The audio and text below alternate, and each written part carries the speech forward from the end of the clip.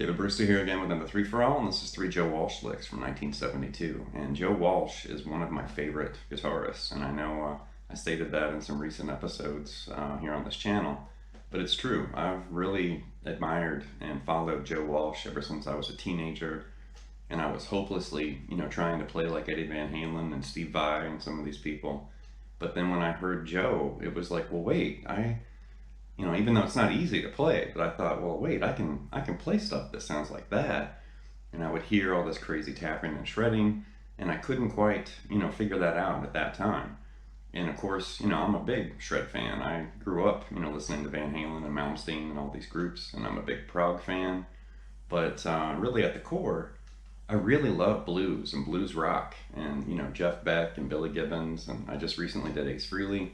I'm a huge Joe Walsh fan. There's just some kind of magical mojo. When he picks up a guitar, it has this energy and drive and this gritty texture that I just really enjoy. It's different, it's refreshing. It's not, hyperactive, shredding. It's this emotive, kind of channeling blues and rock, and there's feel and this kind of texture, when he grabs the guitar and starts playing. It's just magic.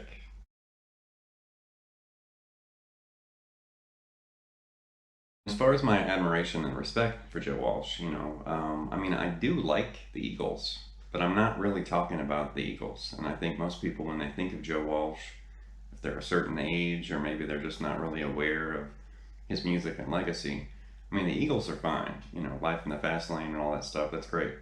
But I like the James Gang. I like Joe Walsh solo. And like I said, no offense to the Eagles and their legacy, but the James Gang were awesome. A power trio, just rocking and jamming. And Joe Walsh, I think they kind of formed like in 66 or 67, and then they released Your Album in 1969. And then he continued to play with them until about 71, and then he broke off and he formed Barnstorm, which eventually led to that album. And then he started creating, just Joe Walsh solo albums after that. And then, fast forward a few more years, and he joined forces with the Eagles, and of course, Hotel California and everything. Just took over America for sure, if not the world. And for those of you that aren't aware, Funk 49 is a very famous James Gang song, and they play it on the radio. I've played that in cover bands, and taught it to students for decades. But there is on their first album, Funk 48. And I know for many years I had no idea there was actually a precursor to Funk 49. I thought that was it. And then when I finally heard Funk 48, I was like, wait a minute, and it's different, it's similar. It has that real skanky kind of funk groove. And I just fell in love with it. And then I started listening to those two songs, back to back. And it was like, yeah, Funk 48 and Funk 49, even though they're a little different, they kind of pair, up together when you're listening to them. And I just love that, And of course, there's so many songs, Rocky Mountain Way and, Turn to Stone and Walk Away and all these songs. And if you really want to get pumped up with some Joe Walsh energy, watch Live at Daryl's House, like the Daryl Hall, kind of interview music program. I think it's on Palladium, I believe.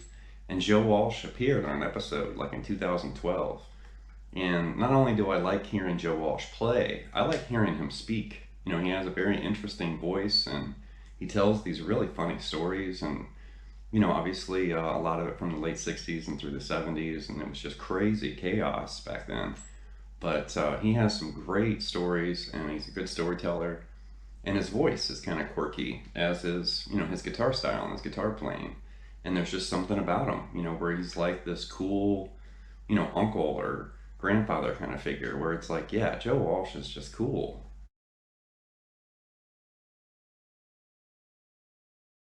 One more thing before we get started. About 5 years ago, I had a Joe Walsh primer guitar lesson with Premier Guitar. And that was basically not too long after I started writing for Guitar Player. And I was doing some writing work for Premier Guitar. I was very, proud of that lesson because, I'm just a big Joe Walsh fan. And I was like, yeah, I'm going to put this lesson together. And you can find that on Premier Guitar's website. And you can kind of dive in and dig a little deeper into the genius of Joe Walsh.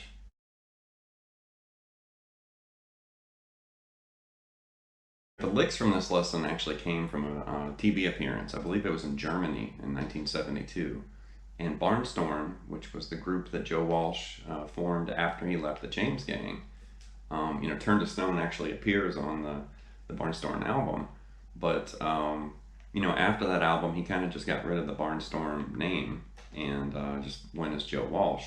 But anyway, on this footage, it's really cool. I mean, he has this really biting tone. Sounds like he's got a little bit of like a Phase 90 swirl, probably, kicked on an MXR phaser. I'm not really sure what phaser he was using, but it's biting and gripping, and there's all this, emotion and energy, when he's playing, and you can tell he's really into it.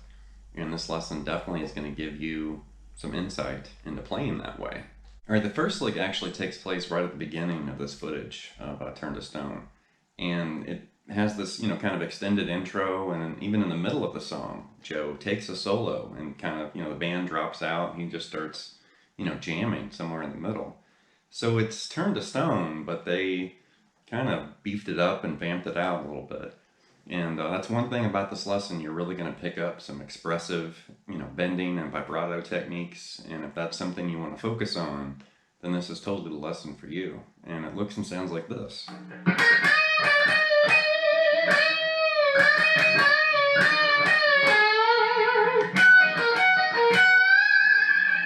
Now, it's not very hard to play. And the main thing you should really notice before we just dive in there is Joe is really just playing between 5 notes. He's really just grabbing A, B, D, E, and G right there. And think of, E minor pentatonic. Think of Turn to Stone.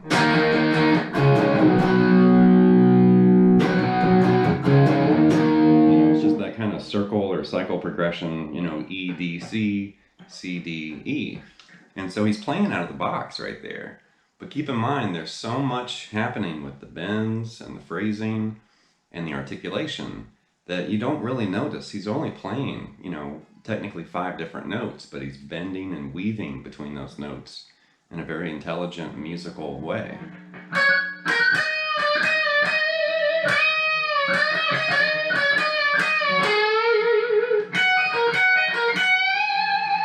So there you can see we're starting with that B, grabbing that D and bending it up a whole step. And right there, that's kind of a signature Joe Walsh move, bending a whole step, releasing the bend ever so slightly, picking it, bending it back up, releasing it, picking it, bending it back up. And you have that kind of, just that kind of mix and match of the bent note, the in-between note, and back to the bent note again. And that's a very kind of signature phrase from Joe Walsh.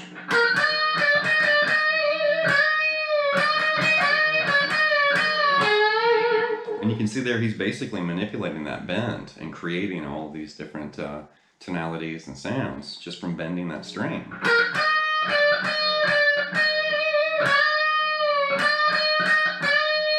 Right? And he's also kind of reaching over and grabbing that E note, just kind of blurring that note in your ear.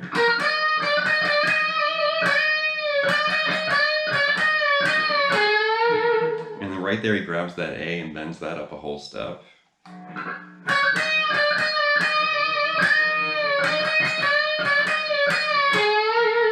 And then he just starts doing this pull-off pattern, G, E to B. And then grab that G note and bend it up to A. And of course he keeps going after that, but that's where this lick's gonna stop. So here's a clip of him playing this back in '72.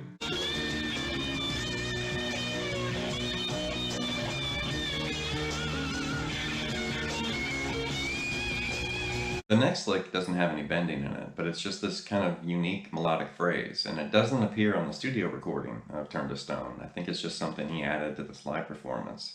And it's interesting because it's a little different. It's unusual. It's basically playing over E, but he's targeting the 6th, that C sharp right there.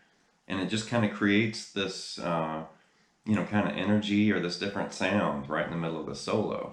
And most guitarists would be playing and targeting E over E. But here he's targeting C sharp. And that's interesting because the chord progression is E, D to C. So he's kind of playing that almost like a passing tone and pulling, against the tonality or the key of the song. Something like this.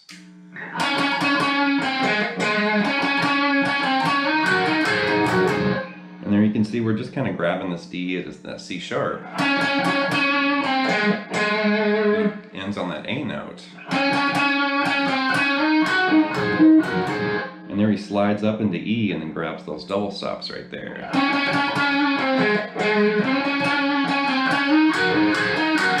And of course it keeps going after that. But here's a clip of him playing this back in '72.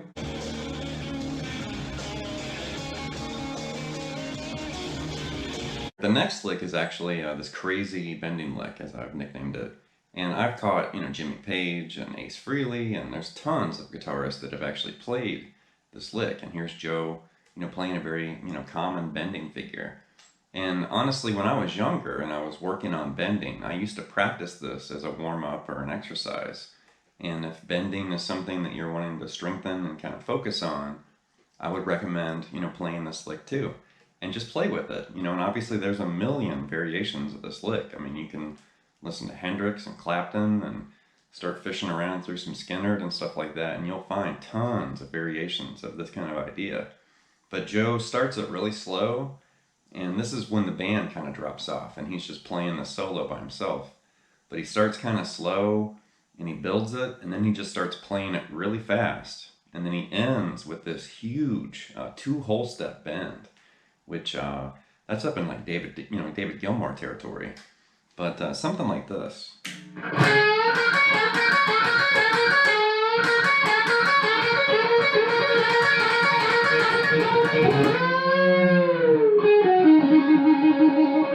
Something like that. And there you can see we're just bending this A up to a B, and then grabbing B, and then grabbing D. And that's the lick I was talking about a second ago I used to use as a warm-up or an exercise.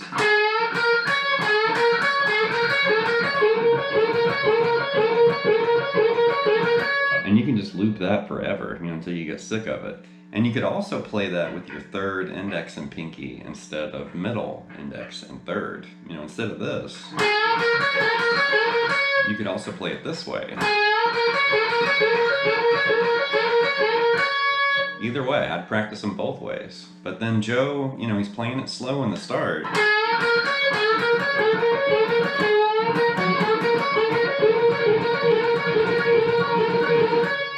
Then almost turns into like Freebird or something for a second there. And he's really bending it. He's kind of adding like a hammer-on pull-off now between the B, D, and back to that B. And he just starts playing it, really fast. When you finish that, you're going to grab this A note and you're going to bend it all the way up to a C sharp right there, which that's a big bend, 2 whole steps. And he just kind of walks down and ends on that little trill between D and E. But that's a huge...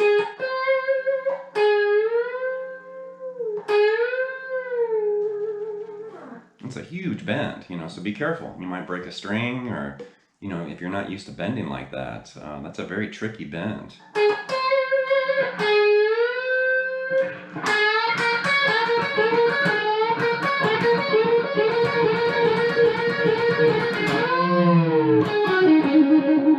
Something like that. And here's Joe playing it back in '72.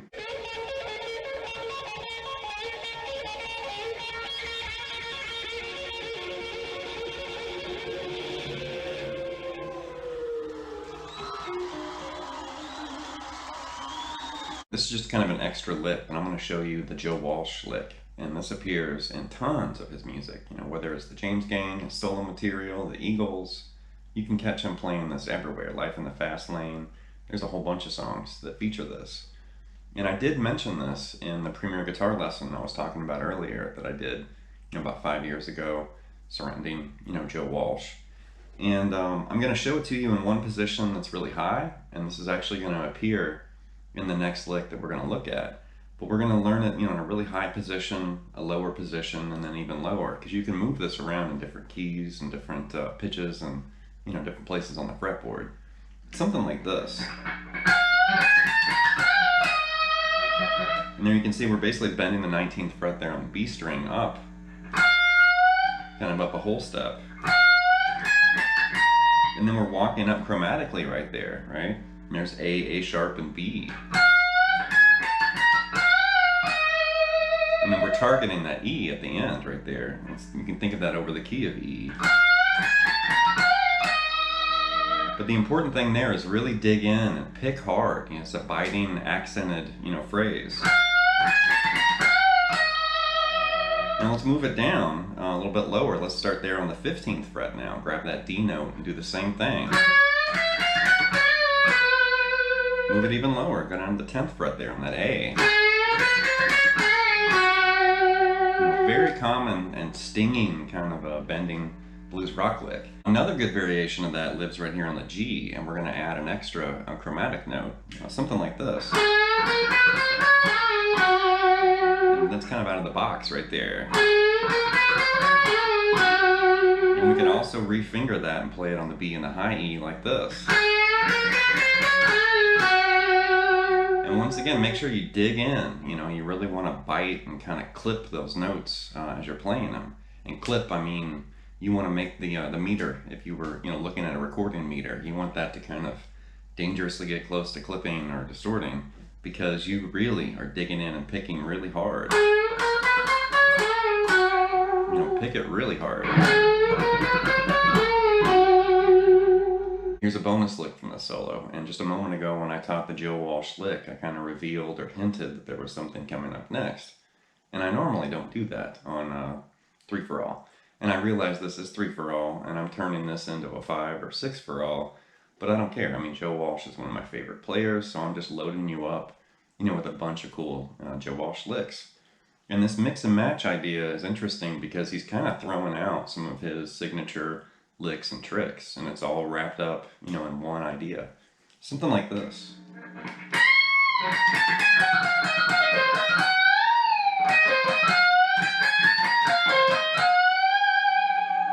And here you can see we're starting way up there, grabbing this B note and bending that up a whole step, and you're almost kind of dipping to like a step and a half. And really dig in and bend right there. So you're grabbing those chromatic notes, and on the B you're coming down 20, 19, and 17 right there. That G, F sharp, and E. And then right there you're going to do this little Jimmy Page ism, which that pops up everywhere. I think we saw that in the Ace Frehley lesson recently. Then grab the 20th fret there, that G, and you're going to bend that up a step and a half. Then right there you're going to do basically the Joe Walsh lick right here.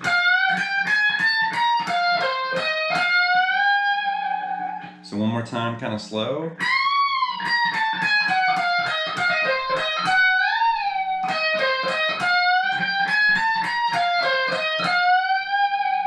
And then a little faster.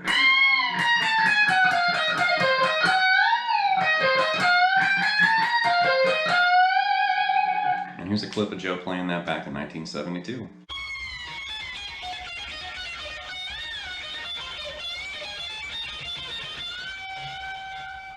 Alright, that's going to wrap this episode with 3 Joe Walsh licks from 1972.